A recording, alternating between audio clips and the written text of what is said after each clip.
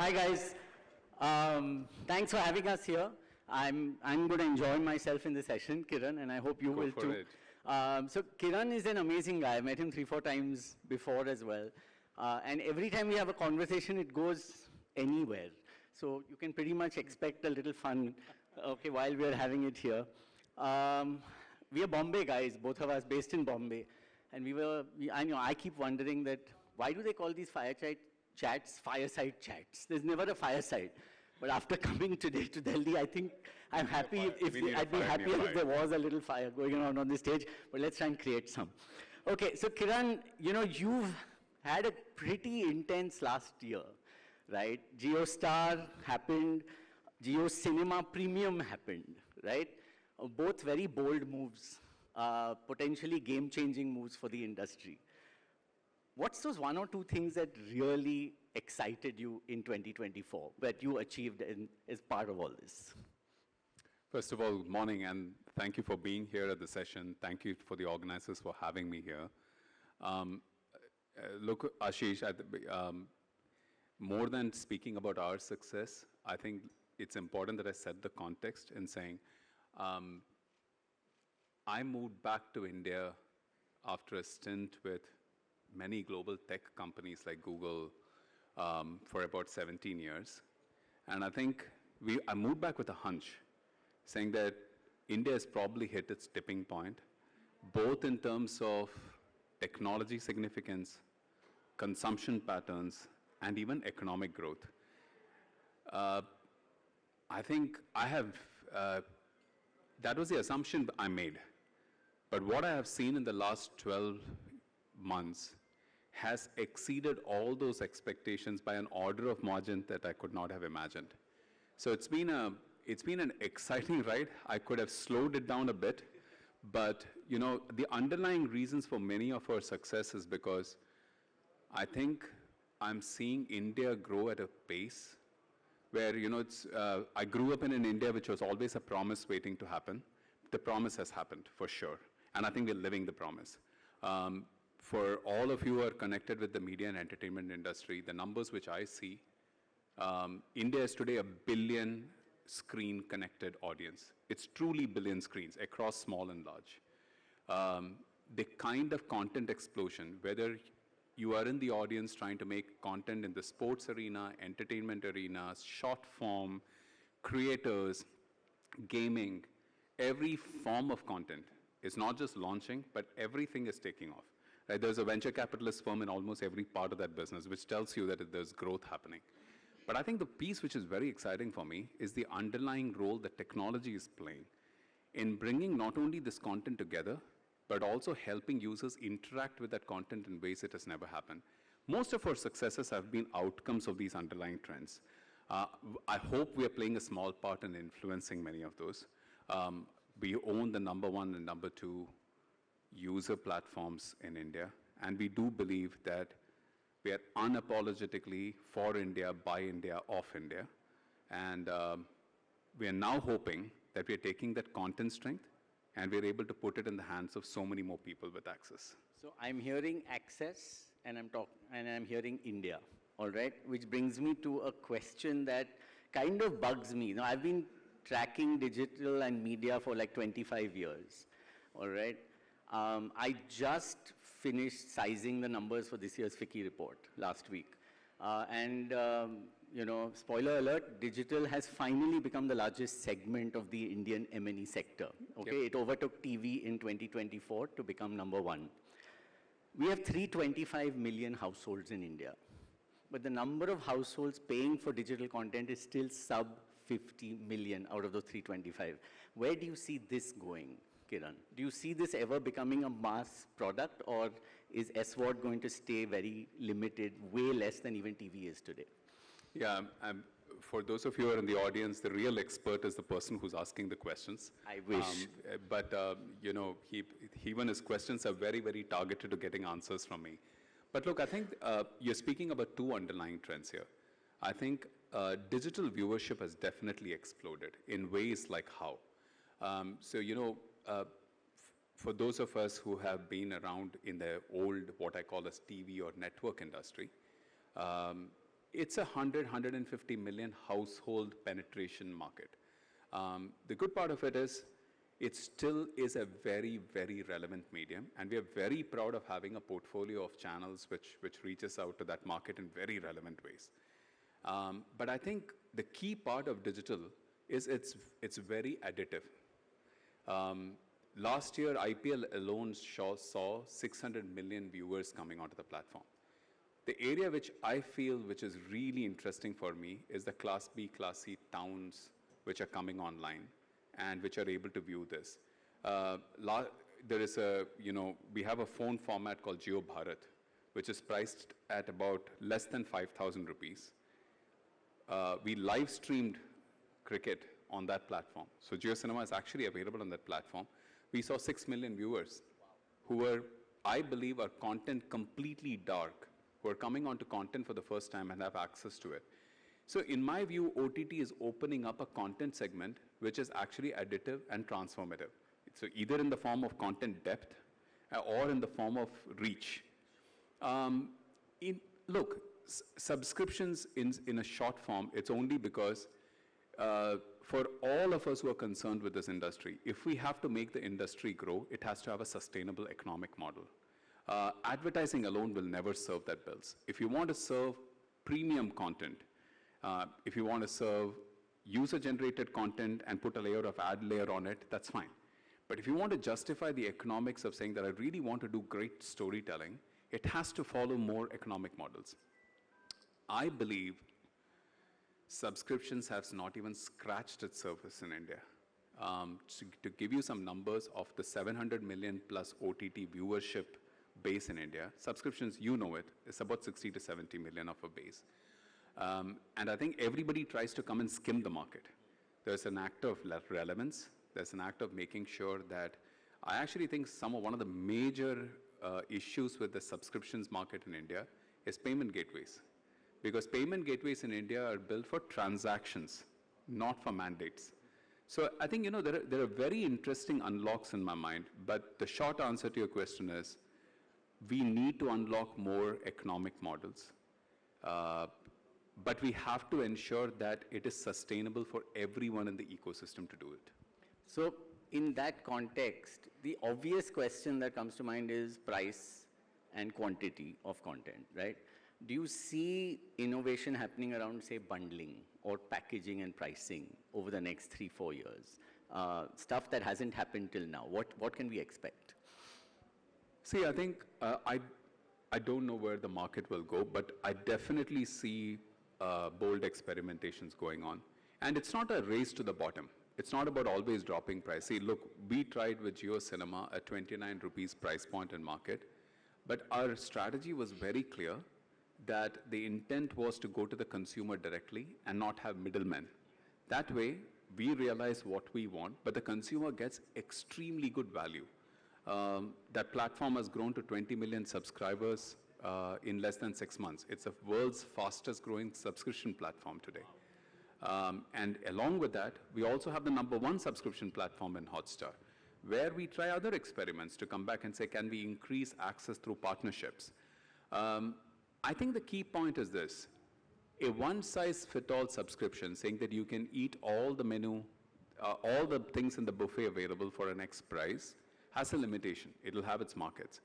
What I'm most excited about it is if you look at the gaming segment, how they experiment with transactions, how they experiment with tipping, and the anime business model where people are allowed access for the first 2 or 3 pieces of content and then asking people to pay off.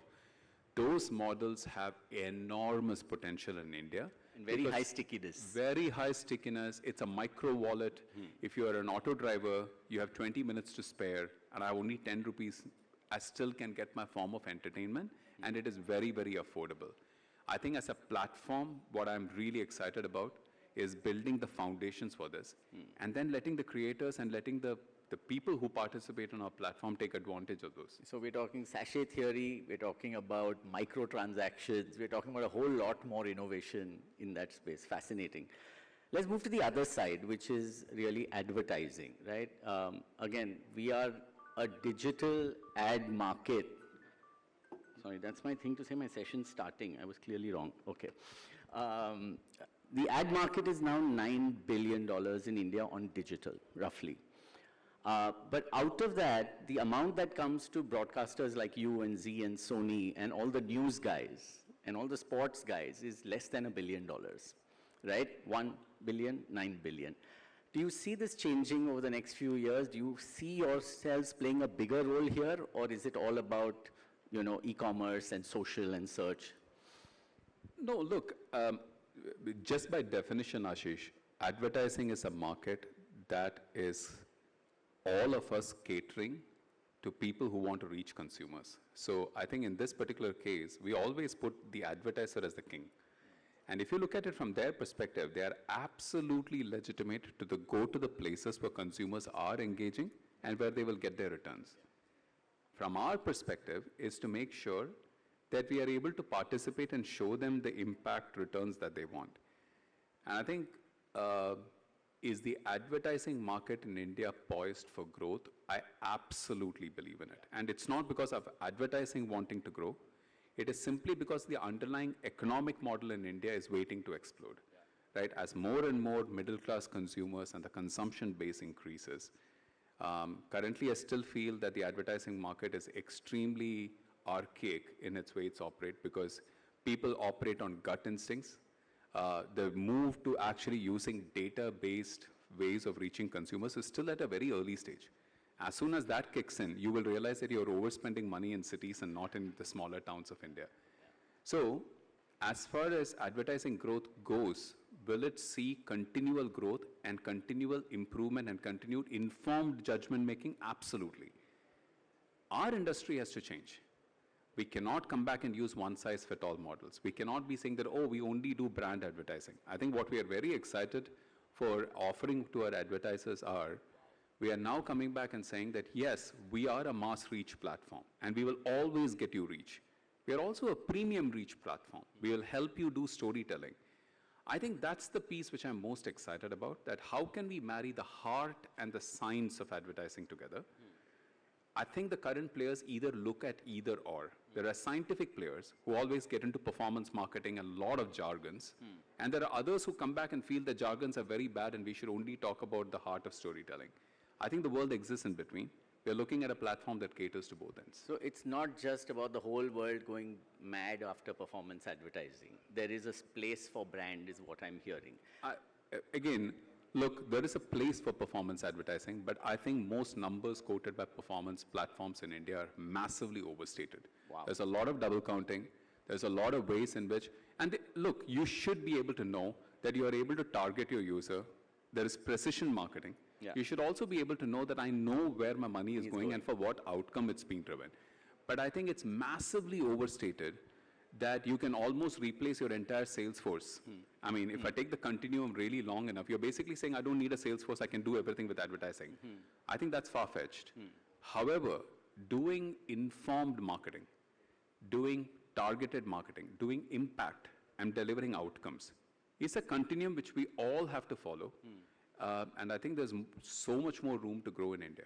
And I think what you said about the industry having to reinvent itself kind of strikes a chord with me on two aspects. One, I think the industry is currently built to handle 1,000, 1,500, 2,000 advertisers.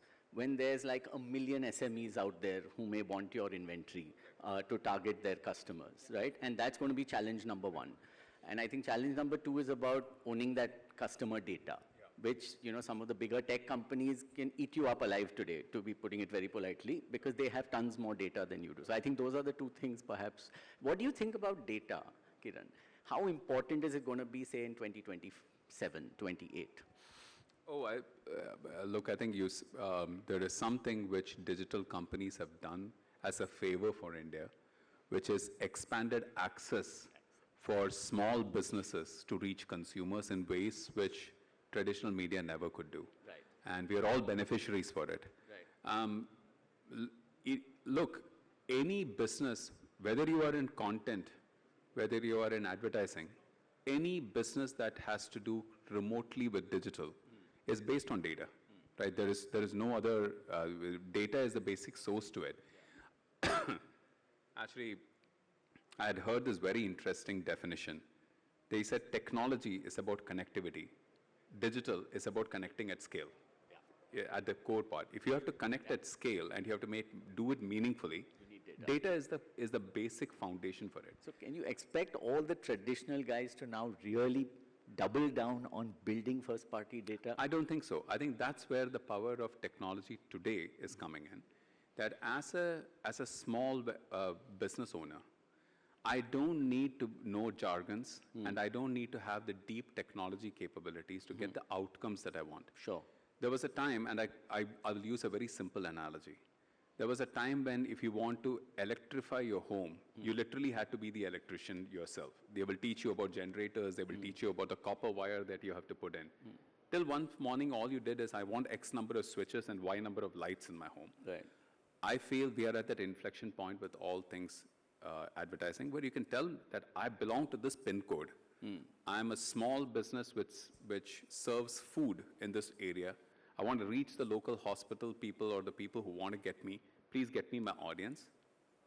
Within 10 minutes, we should be able to get you to that outcome. Wow. And I think that's the play, if I were to super simplify it, that the complexity of dealing with multiple layers of data. So just to make that outcome happen, there is consumer data, there is content data, there is also location data that's involved.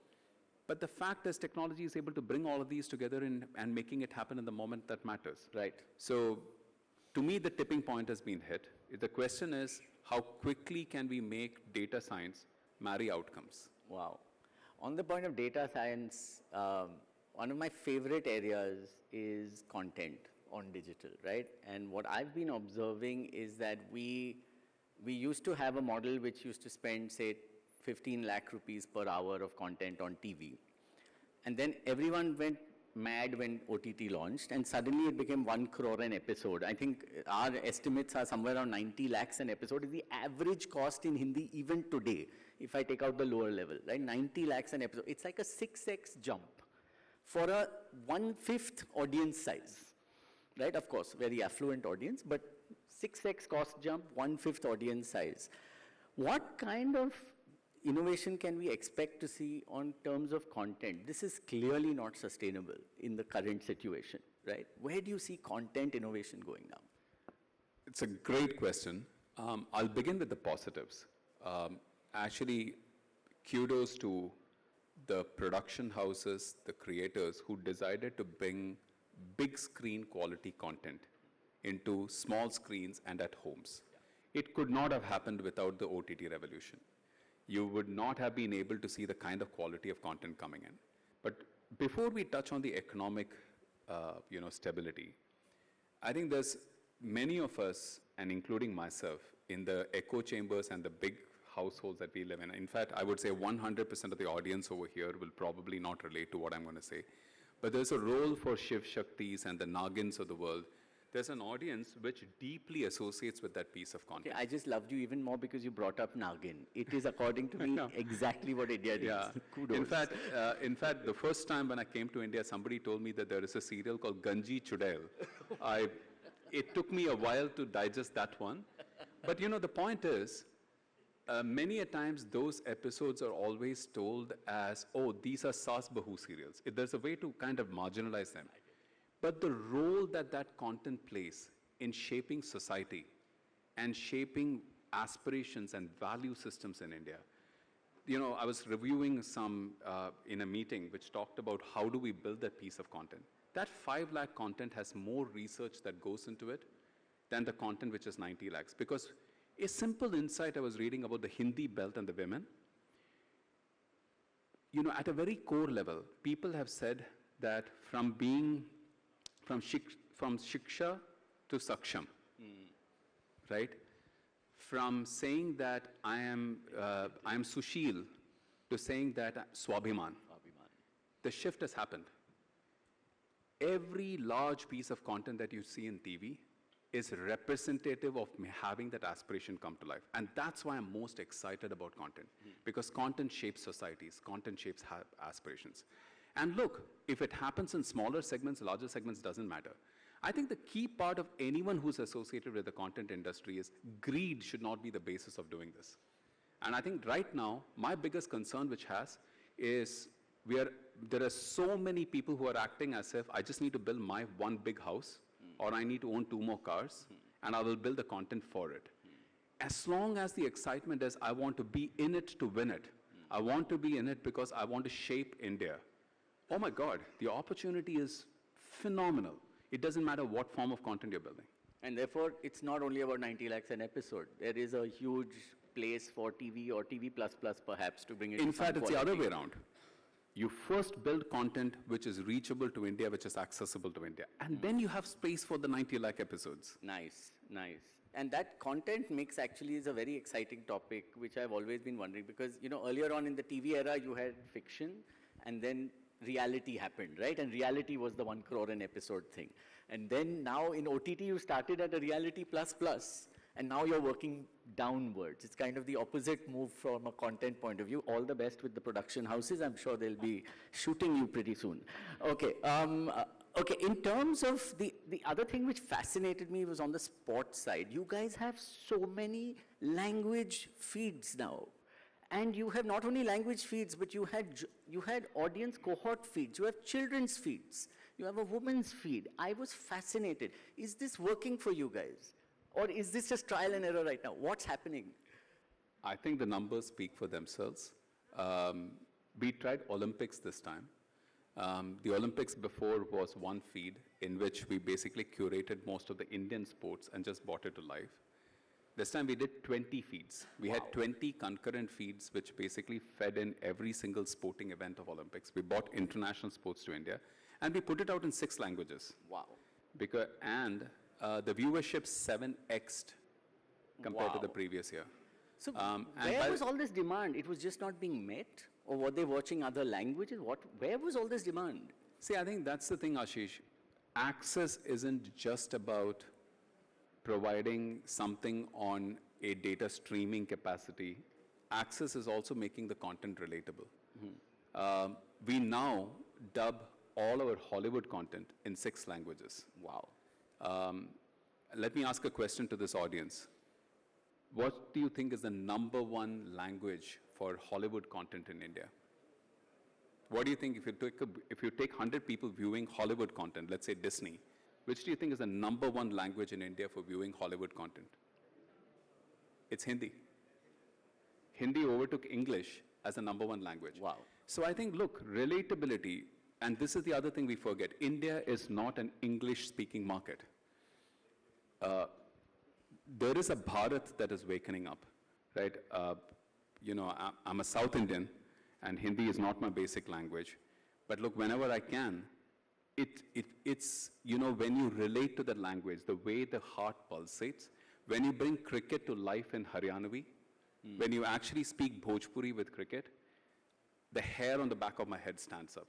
Because the way you can talk about every ball, the way you can express it, here, for those of you who haven't heard it, here Virendra Sehwag speak Bhojpuri. That commentary is cricket like you have never heard before. So I'm huge about the fact that access is not about technology or money. Access is about connecting hearts. Okay. We have 5 minutes, 6 minutes to go. So I'm going to give you okay, I'm going to give you 1,000 crores. I'll take it. Okay. I'm going to give you a fictional 1,000 crores. All right? And with one condition. You have to invest it all in any one of the following places in your personal capacity. And this is not being recorded, and Mr. Shankar and Mr. Ambani are not going to see this session, okay? You can either invest it all in content production, or you can invest it all in building an OTT platform, or you can invest it all in a retail e-commerce venture.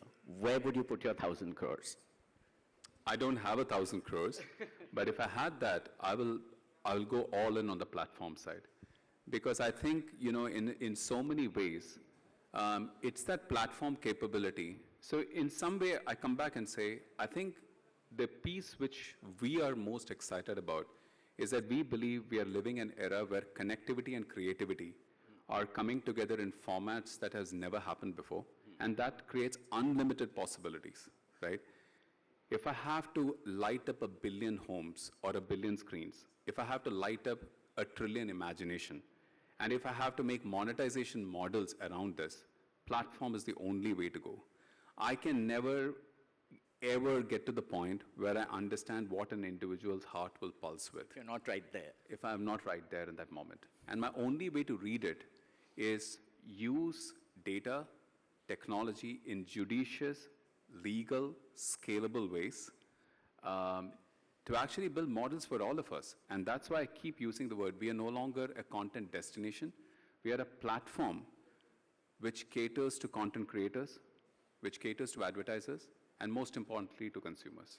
So what I'm hearing is that it's no longer really a media world, it's a content world layered 360-degree with tech and data.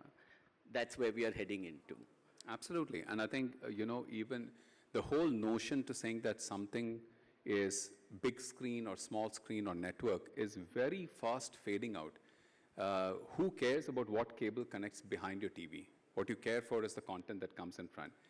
The ability to, every economy has gone through technology cycles where one cycle will fade and another cycle will come. But the underlying trend that people get hugely influenced and enamored by pieces of content that come to them has not changed. Right. In fact, if anything, more large screens are getting activated because they're becoming connected TVs. So I think sometimes we obsess on the technology piece too much, but I think investing on it is important. It's not because we want to all talk tech, it's because of the possibilities and the simplicity that it opens up at the consumer side. Fascinating. I think that's pretty much a vision statement, but for my closing question, there's a lot of people in media and tech in this conference. What would be your mantra for 2025? What would be your advice to everyone out here for 2025? See, I think we all have a collective responsibility to make this industry more accessible and sustainable. If you are a content creator out there, think about ways and means to say that storytelling is so important, but storytelling has to be done in a sustainable way because we have to tell as many more stories as possible. For me, I owe you all a responsibility to build a platform where monetization models are not just advertising or subscriptions. There are so many other ways in which India as a market is a very value-centric market. Creating value for consumers and making sure that all of you who are participating with me see that value in multiple formats is my responsibility. If you are an advertiser, the key part of it is to keep pushing the boundaries. So I think, look, we are all sitting on a golden, a goose that lays a golden egg. And I think it is ready to lay more eggs than we can ever imagine or count. Wow. The key part of it is we owe it a collective responsibility saying that not to kill it. Yeah. It's a nurture and grow market. You have to be deeply invested in it. This is not the place for people who fight and flight. Thank you. And on that wonderful note, ladies and gentlemen, put your hands together for Kiran. I think. Thank you so much. I enjoyed, as always, chatting with you. And vice versa. Wonderful. Ashish. Thank you. Thank you so much.